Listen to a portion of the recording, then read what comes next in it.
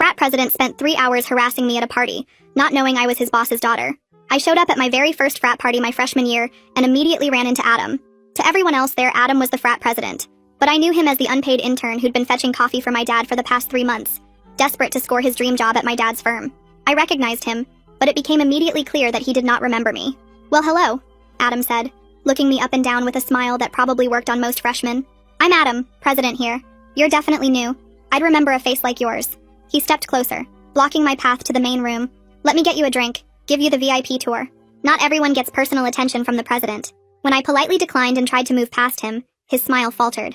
"Really? You're turning me down? Do you know who I am on this campus?" I escaped to the kitchen where some girls from my dorm were mixing drinks. 10 minutes late, Adam appeared again, this time less friendly. "You know, I don't usually give second chances, but I'll make an exception. You're new, you don't understand how things work here." He wedged himself between me and my friends. "These parties happen because of me. The least you could do is be friendly." When I said I was fine with my friends, he laughed. "These aren't your friends. They're just being nice because you're pathetic and they feel bad for you." My dorm mates looked uncomfortable but didn't know what to do as Adam continued. "Let me explain something about college freshmen. Girls like you, bookish, boring, probably got in here with daddy's help. You peak at getting invited to parties like this. This is literally the best your social life will ever get, and you're wasting it by rejecting me." He turned to my friends. "You can go. She's fine with me." They hesitated but eventually drifted away, leaving me trapped against the counter. I managed to slip away to the backyard where people were playing beer pong. 20 minutes of peace ended when Adam found me talking to a guy from my economics class. "Bro, you don't want to waste your time here," Adam told him, throwing his arm around the guy's shoulders. "She's one of those girls who thinks she's saving herself for someone special. Probably has a purity ring in her dorm room." The guy looked confused, but Adam steered him away. "Trust me, I'm doing you a favor. She's the type who'd cry during her first kiss." Now I was alone by the fire pit, and Adam sat down next to me. "You're not very smart, are you? I run this social scene and I'm about to land a job at the biggest firm in the state. And you're what? Some nobody freshman who can't even dress for a party?" He touched my cardigan. "Did your mom pick this out? You look like you're going to a church potluck." I stood up to leave, but he followed me inside, grabbing my wrist when I tried to head for the door. "Where are you going?" "We're just talking." His grip was tight enough to hurt. "You know what your problem is? You think you're special. But I see 20 of you every year. Uptight freshmen who think they're too good." The party was getting more crowded and louder, making it harder to get away. Adam pulled me into a corner by the stairs, using his body to block me in. "I'm going to give you one more chance to be cool about this. Have a drink with me. Loosen up. Stop acting like I'm some creep when I'm literally the best thing at this party." When I tried to duck under his arm, he slammed his hand against the wall. "I'm talking to you. Do you know how many girls would kill to get my attention?" His frat brothers walked by and he called out to them. "Guys, look at this. The freshman virgin is too good for us." They laughed and formed a semicircle, making it impossible to leave. "She probably thinks she's going to marry some nice guy from her study group," one said. Adam nodded. "She doesn't realize nice guys don't want uptight girls who can't even handle a party. You're going to be alone forever." I finally pushed through them and ran upstairs, looking for a bathroom to lock myself in. Adam followed me, catching the door before I could close it. "Are you hiding from me? In my own house?" He pushed his way in. "You're pathetic. Crying because a guy tried to be nice to you? This is why you'll never matter to anyone. You're weak, boring, and probably only here because your daddy donated money." He grabbed my phone from my hand. "Who you gonna call? Campus security. They work for us during parties." When I started actually crying, he laughed and opened the door, shoving me out into the hallway where everyone could see. "Look everyone, it's freshman initiation time." He suddenly poured his beer over my head, the cold liquid making me gasp. "There, now you have an excuse to leave. Run home to your single dorm room and your stuffed animals." The beer ran into my eyes. Adam stood over me as I sat on the floor. "Why don't you call mommy and daddy to pick you up? I'm sure they're used to bailing out their failure of a daughter." I looked up at him through my tears and realized that was actually a great idea. I pulled out my phone, wiping beer off the screen, and dialed my dad's number, putting it on speaker. "Dad, can you pick me up? I'm at a party with Adam, your intern Adam. He just poured beer on me." Adam froze. My dad's voice came through the speaker loud and clear, asking if I needed him to come get me right now. The whole hallway went dead quiet as everyone heard him say Adam's name and call him his intern.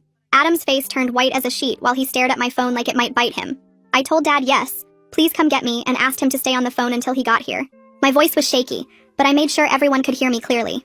Adam started backing away from me, his mouth opening and closing but no words coming out. The crowd in the hallway started whispering and pulling out their phones to record what was happening.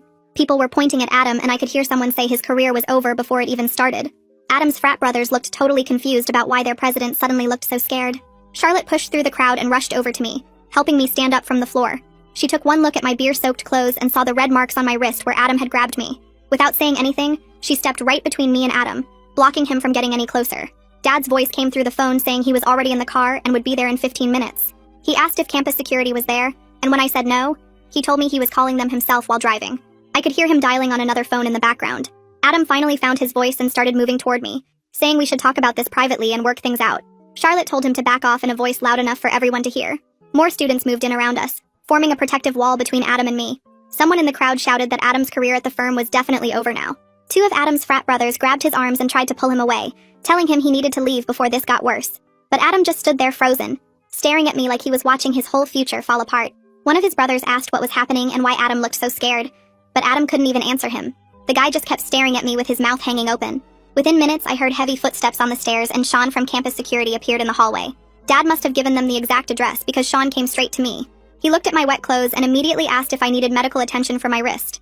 I showed him the red marks and he took photos with his phone while asking if Adam had done this. I nodded and kept the phone on speaker so Dad could hear everything that was happening. I started telling Sean about the 3 hours of harassment, making sure he wrote down every single detail. How Adam had followed me around the party, blocked my path, grabbed my wrist, and then poured beer on me. Adam tried to interrupt and give his version of events, but Sean held up his hand and told him to wait his turn.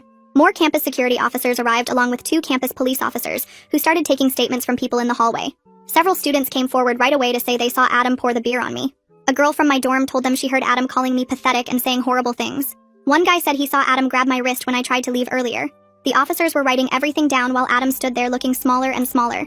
His frat brothers had all disappeared by now, not wanting to be connected to whatever was about to happen to him. Charlotte stayed right next to me the whole time, holding my hand while I talked to the officers. Dad stayed on the phone, occasionally asking questions to make sure I was okay, and that the officers were doing their job. I could hear his car engine and knew he was driving fast to get to me. The campus police officer asked if I wanted to file a formal complaint and press charges for assault. Before I could answer, Dad's voice came through the speaker, telling me not to make any decisions until he got there. Adam's eyes got even wider when he heard that, probably realizing this wasn't going to just go away. The officer gave me a card with an incident number and said we could decide about charges later. Sean asked Adam for his ID and started writing up his own report about what he'd observed. Adam's hands were shaking as he pulled out his wallet. More and more students were gathering in the hallway, and I could see several people posting on social media already. Someone said the frat president assaulting a freshman was going to be all over campus by morning. Adam kept looking at me like he wanted to say something, but the officers told him to stay quiet. They separated us, moving Adam down the hall while I stayed with Charlotte and Sean. I could still feel the beer dripping from my hair, and my wrist was starting to throb where he'd grabbed it. Charlotte found some paper towels from the bathroom and helped me clean my face while we waited for Dad. The whole hallway smelled like beer, and I just wanted to get out of there and take a shower. Finally, I heard Dad's voice in person as he came up the stairs, and I'd never been so happy to see him. Dad's face was a kind of mad I'd never seen before, his jaw tight as he took in my beer-soaked hair and the way I was sitting on the floor. He helped me stand up and checked my wrist where Adam had grabbed me, the skin already turning purple. The campus police officers were asking everyone to stay put while they took statements, and Dad told them in this calm but scary voice that he was Adam's employer at his law firm. Adam's whole body went stiff when Dad said that Adam's internship was terminated immediately. No discussion needed. The color drained from Adam's face and he started babbling about how this was all a big misunderstanding, how he didn't know who I was, how he was just joking around. Dad turned to him and said harassment was wrong no matter who the victim was, and the fact that Adam thought it would have been okay if I wasn't his daughter made it worse. The officers started taking photos of my bruised wrist and my beer-soaked clothes, asking if I wanted to press charges for assault. I told them I needed time to think about it, and they handed me a card with an incident number written on it. Charlotte was gathering my purse and cardigan from where I'd dropped them, while 2 officers took Adam aside to question him about grabbing my wrist and pouring beer on me. His frat brothers had all vanished, probably not wanting to be connected to whatever was about to happen to their president.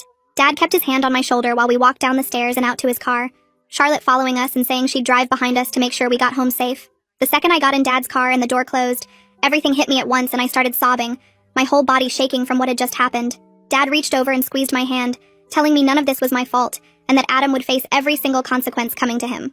We pulled into our driveway and Charlotte parked behind us, following us inside where I went straight to the bathroom for a shower. I stood under the hot water for what felt like forever, trying to wash the smell of beer out of my hair while I could hear Charlotte in the kitchen making tea. Through the bathroom door, I could hear Dad on the phone with someone named Wyatt Tanner, who I knew was the managing partner at his firm. Dad was explaining what had happened at the party and formally requesting that Adam's internship be terminated immediately with no chance of future employment. After my shower, I put on pajamas and found Charlotte waiting in my room with the tea and some cookies she'd found in the pantry. She stayed the night and we spent hours documenting everything, taking more photos of my wrist, which was now dark purple, saving all the texts I'd sent her during the party when I was trying to get away from Adam. We wrote down a timeline of everything that had happened, from when Adam first approached me to when Dad arrived. Charlotte mentioned she knew at least 2 other girls who Adam had cornered at parties, girls who might be willing to talk about their experiences too. The next morning, I woke up to my phone buzzing with dozens of messages from people who were at the party. Some were asking if I was okay, others just wanted details about what happened, and a few were angry that the frat might get in trouble because of me. Charlotte helped me delete most of them without reading, only responding to my actual friends who were genuinely worried about me. Dad had taken the day off work and was in the kitchen making pancakes when we came downstairs, acting like this was totally normal even though he never cooked. While we ate, he explained my options in this really calm way, saying I could press criminal charges, file a complaint with the university, or do both. He kept saying it was completely my choice and he'd support whatever I decided, but I could tell he wanted Adam to face real consequences. The phone rang while we were cleaning up, and it was Wyatt Tanner calling to confirm that Adam's internship had been terminated that morning. He also mentioned that Adam had already been on thin ice because several female staff members had complained about him making them uncomfortable, asking for their numbers and standing too close during meetings. Wyatt said Adam was now banned from the firm's property, and his keycard had been deactivated, and if he tried to come to the building, security would remove him. Dad thanked him and hung up, then looked at me and asked what I wanted to do next. 3 days later, I told Dad I wanted to report everything to the university, and he drove Charlotte and me to campus for the Title IX appointment he'd already scheduled.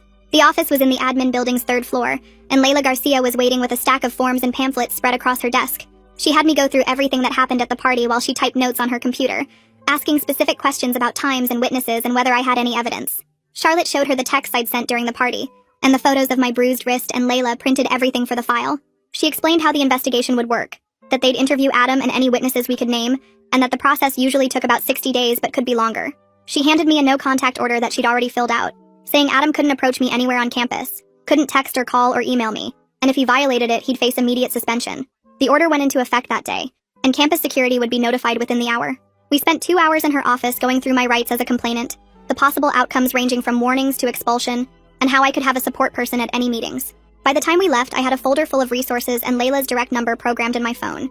Word spread across campus faster than I expected, and by Monday morning, everyone seemed to know what had happened at the party. Walking into the dining hall for breakfast, I could feel people staring and heard whispers following me to the cereal station. Charlotte stayed right next to me, shooting looks at anyone who stared too long, and we found a corner table where we could eat without feeling like we were on display. Some people I'd never talked to before came up to say they were sorry about what happened, while others just pointed and whispered to their friends.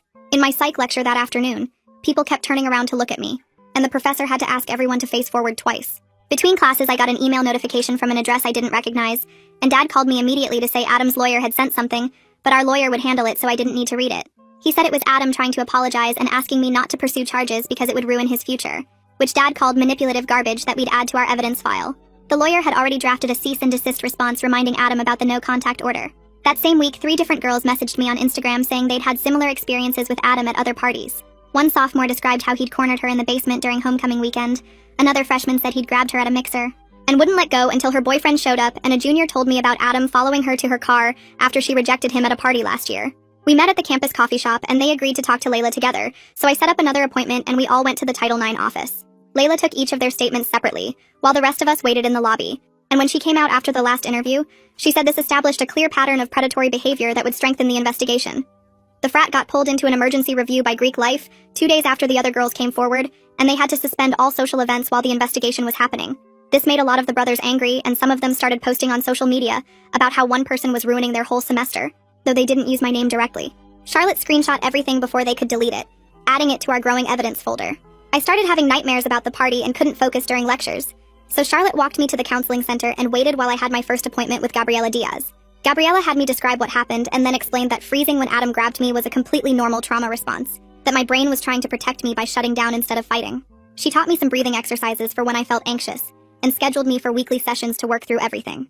2 weeks after I filed the report, Layla called to say the panel had reached a decision after reviewing all the evidence and witness statements. Adam was found responsible for assault, harassment, and creating a hostile environment, and the panel voted to suspend him for 2 years, with a permanent ban from campus property. The decision would be on his transcript if he tried to transfer, and he had 10 days to appeal. His parents hired some expensive lawyer from the city to fight the suspension, but Layla said with 4 victims giving consistent statements and multiple witnesses from the party, the appeal probably wouldn't change anything. The lawyer apparently told Adam's parents to accept the punishment and focus on damage control instead of making things worse with a long appeal. My professors had been notified about the situation through the Dean of Students' office, and worked with me on extensions for papers and moving my economics discussion section to a different time, so I wouldn't have to see Adam's empty seat 3 times a week. 3 days later, the district attorney's office called my cell while I was eating lunch with Charlotte in the dining hall. The prosecutor said they'd reviewed the police report and witness statements and wanted to meet about pressing assault and battery charges against Adam. I set up an appointment for the next afternoon and brought Dad and Gabriela with me to the courthouse downtown. The prosecutor laid out photos of my bruised wrist on her desk and explained that with multiple witnesses and the beer assault on video from someone's phone, they had a strong case. She said Adam could face up to a year in jail if convicted, but would probably get probation as a first offense. I signed the paperwork to move forward with charges while Dad squeezed my shoulder. Meanwhile, Charlotte had been busy organizing what she called my protection squad, recruiting 8 girls from our dorm who started walking with me to every class. They'd show up at my door each morning and we'd move across campus as a group, making me feel safe for the first time since the party. At meals, they surrounded me at our usual table, creating a buffer zone from stares and whispers. One of them even started sitting next to me in my big lecture classes, taking notes when my hands shook too much to write. The arrest happened on a Tuesday morning when Adam showed up at his parents' house for spring break. Police knocked on the door at 7 a.m. with a warrant and took him to the station in handcuffs while neighbors watched from their driveways. His mugshot appeared on the local news website by noon, showing him in an orange jumpsuit with dark circles under his eyes. He posted bail that afternoon, but the judge set strict conditions, including staying 500 feet from campus and having zero contact with me directly or through third parties. The frat house got shut down 2 weeks after his arrest, when the Greek life investigation found evidence of hazing, underage drinking, and multiple unreported assault incidents over 3 years. The national chapter pulled their charter immediately, and the university gave the brothers 30 days to move out. Adam's name appeared in every article as the president who destroyed a 90-year-old fraternity through his actions. Some of his former brothers started reaching out through Instagram and email to apologize for not stopping him that night. One guy met me at the library and admitted they all knew Adam got aggressive with girls when he drank, but nobody wanted to challenge him because he controlled their social lives. Another sent a long message about how watching Adam pour beer on me made him realize he'd been a coward for 3 years. Dad called an emergency meeting at his firm the Monday after Adam's arrest and implemented new policies for all interns and employees. Background checks became mandatory, including social media reviews and reference calls to previous employers.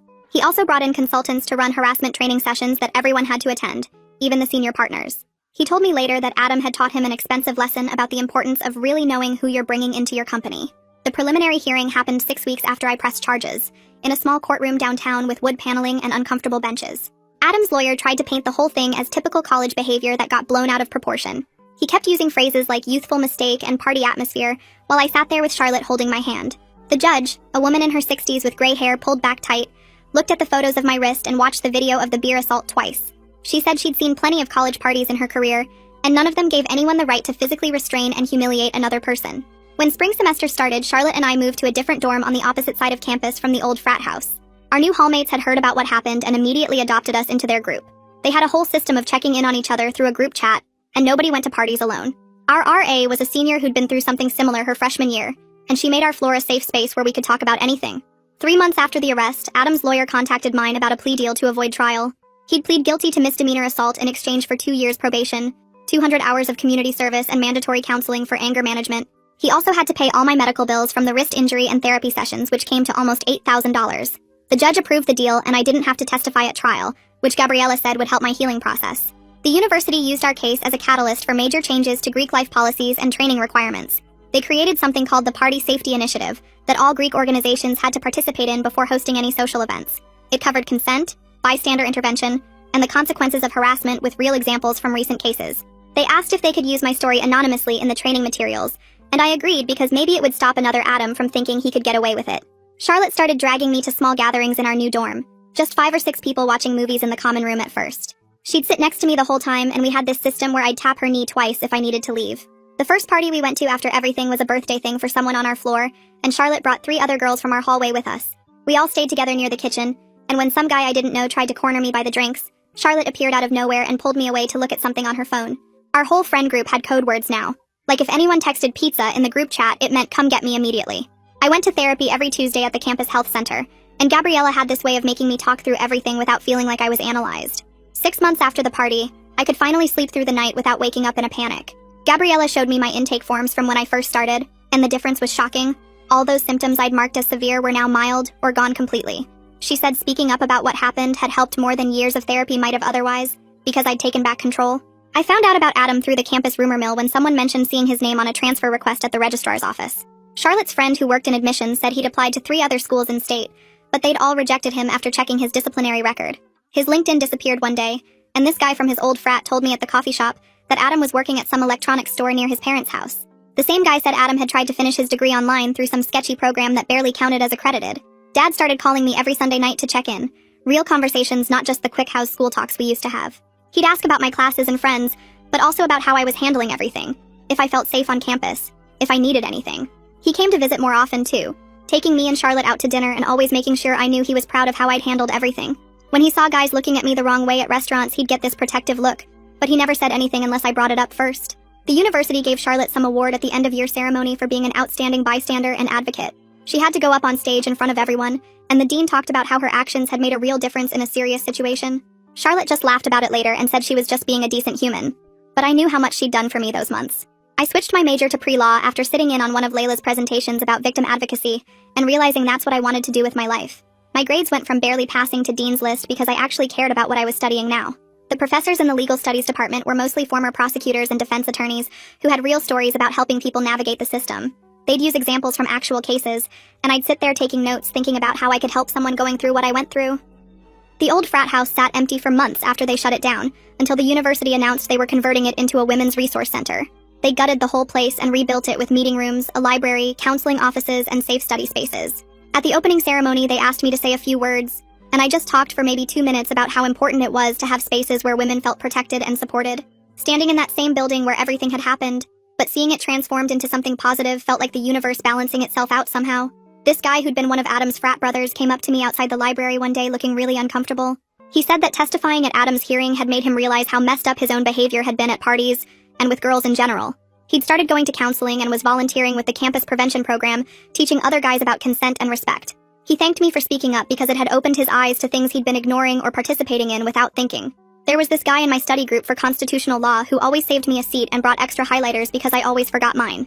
He never pushed or made things weird, just was consistently kind and patient even when I flinched at sudden movements or needed to sit near the door. Charlotte met him for coffee 3 times before declaring he passed her test, and when he finally asked me to get dinner off campus, I actually said yes. We went to this Thai place and talked about law school applications, and he didn't try to kiss me or even hold my hand, just walked me back to my dorm and said he had a great time.